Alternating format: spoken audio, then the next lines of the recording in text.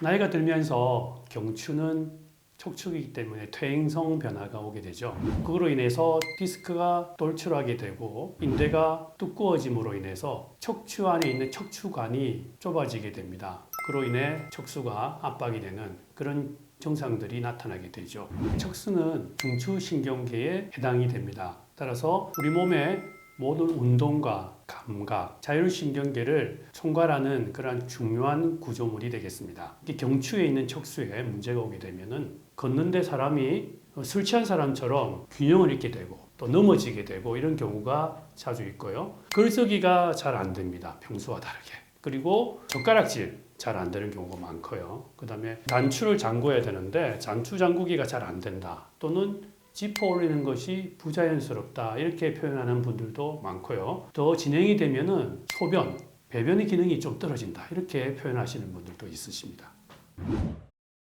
이게 중추신경계 문제이기 때문에 흡사 뇌졸중과 비슷합니다. 증상이. 그러나 뇌에 문제가 있을 경우에는 의식이 떨어진다든지 말을 잘 못하게 된다든지 안면신경에 마비가 온다든지 반신 마비가 오는 그런 경우로 충분히 구별이 가능하고요.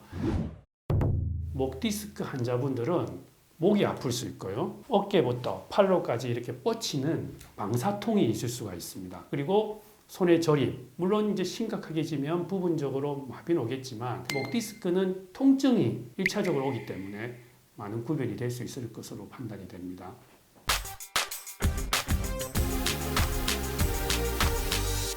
뇌졸중이 아니라는 게 먼저 진단이 되어야 돼요. 그리고 그게 확인이 되면 아까 말씀드린 그런 증상들을 제일 중요하게 생각을 해야 되고 그 다음에 MRI나 CT를 통해서 척수를 외관상으로 압박하는 누르게 되는 그런 병변을 찾아내게 되면 진단이 됩니다. 또 한 가지는 건전도 검사를 통해서도 도움을 받을 수가 있습니다.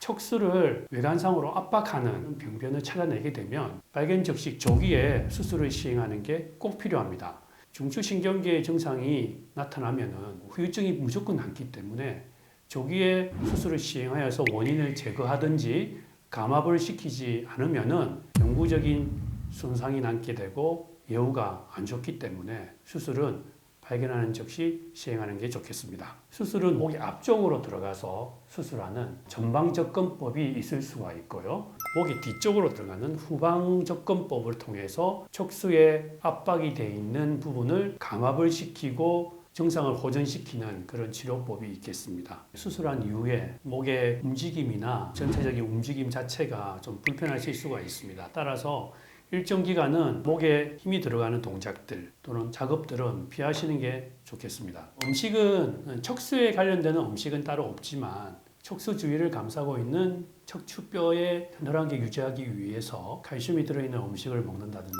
비타민 D나 이런 여러 가지 골고루 섭취하는 게 좋을 것으로 생각이 됩니다.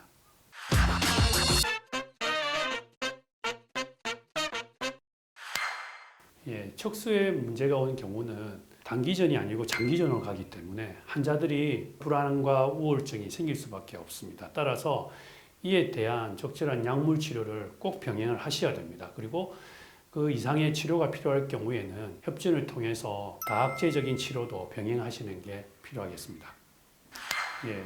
척수병 자체가 보행에 문제가 있고 손의 운동 기능이 문제가 있기 때문에 사용을 하지 않게 되면은 자꾸 이렇게 굳어지는 그런 증상이 나타나게 됩니다. 따라서 적극적인 재활치료, 운동치료 이거는 물론 병행이 돼야 됩니다. 그러나 원인이 되는 부분에 대한 안전적인 장치를 해놓고 난 이후에 전문가의 도움을 받아서 처음에는 시작하시고 익숙해지시면 거기에 대한 적극적인 재활이나 운동치료를 하시는 게 좋겠습니다. 경추 척추성 척수병증이 조기에 발견이 되면은 이 병의 진행을 막게 되고 어떤 경우는 병이 호전되는 경우도 있다고 보고되기 때문에 조기 발견했을 때에 빨리 치료하는 게 이 병의 치료의 핵심이라고 볼 수가 있겠습니다.